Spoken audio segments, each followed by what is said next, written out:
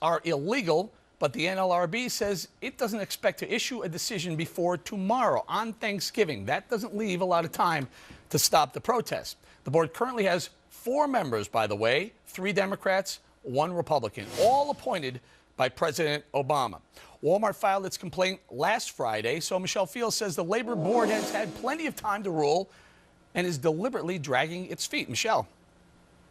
Yeah, they are deliberately trying to do this because what's going to happen is that there are going to be all of these protests on Black Friday that's going to garner tons of media attention. And then you're going to see all these liberal politicians and pundits and union bosses going on TV pressuring Walmart to unionize. And that's what this is all about. They claim that this is trying to improve working conditions. That's baloney. This is all about trying to force Walmart to unionize, which is crazy because this union, they're trying to force Walmart into collective bargaining, but this union doesn't even represent the workers of Walmart. This is all about just trying to get attention, trying to force Walmart to unionize. Hey, Michelle, let me throw a couple of numbers out here. I think people really need to understand exactly how big and how important Walmart is as an employer in America. 1.4 million employees in the U.S. alone, 4,500 stores. Ready for this one? 75% of Walmart management began their careers at Walmart as hourly employees. So they promote from within.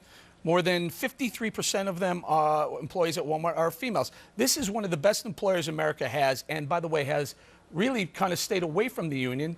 Can we say that because they've stayed away from the union, they've been this successful?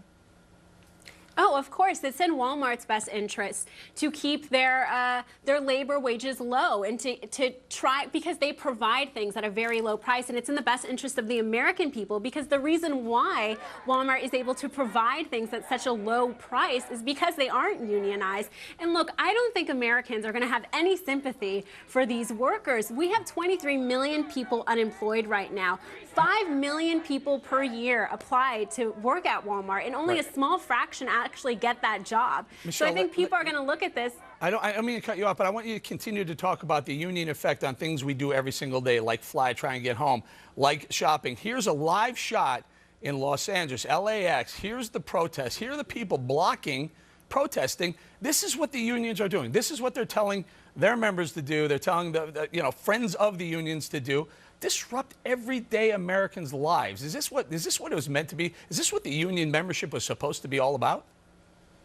I don't think so, but this is how it has evolved. They continue to have these thug-like tactics, and they try to get their way not by negotiating and talking to the employer, but trying to force them into doing things and trying to pressure them through really immoral means. Right. Michelle, let me do one more thing. I'm going to hold up a couple of things here. This really represents what's going on. Everyone knows the Twinkie story. Everyone knows what's going on with Hostess. They have to liquidate. It's going to end up being a $2 billion liquidation, but here's what people don't really realize. Hostess makes both of these brands. It makes Twinkies. It makes Hostess Wonder Bread.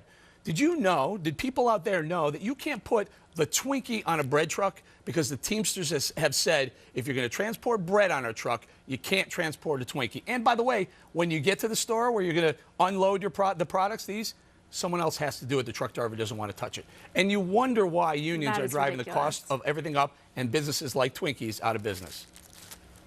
Certainly. And I think what these people ought to do is look at what happened to Hostess. Now there are 18,000 people unemployed because of the unions. And I think they ought to look at that and think twice about what they're doing and be thankful they have a job in this economy. All right. Michelle Fields, thank you so much for joining us today. Have a great Thanksgiving. You too.